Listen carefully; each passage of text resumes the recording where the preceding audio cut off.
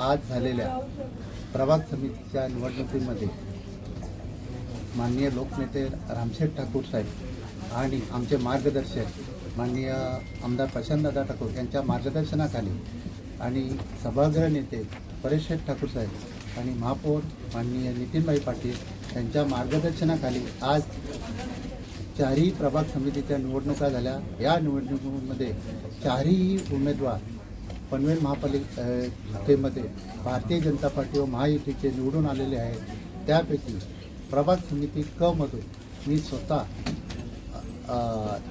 बिनविरोध माझी निवड झालेली आहे। तरी सर्वसामान्य जनतेसाठी कामोठ्यामधील ज्या काही समस्या आहेत त्या सोडवण्याचा मी सर्वतोपरी प्रयत्न करीन आणि येणाऱ्या काळात जो मागच्या 5 वर्षात जे काय आम्ही सिडकोनी काही गोष्टी हँडओव्हर केल्या नव्हत्या त्या आता हँडओव्हर झालेल्या आहे।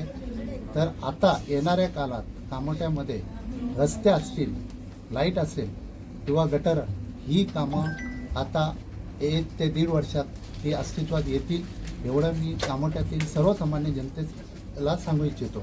आणि दुसरं म्हणजे सर्वसामान्य जनतेसाठी कामोठ्यामध्ये माननीय परेश दादा ठाकूर यांच्या मार्गदर्शनाखाली एक सर्वसामान्यांना परवडेल अशी एक शाळा पनवेल महापालिका कामोठ्यामध्ये आता तयार होत आहे।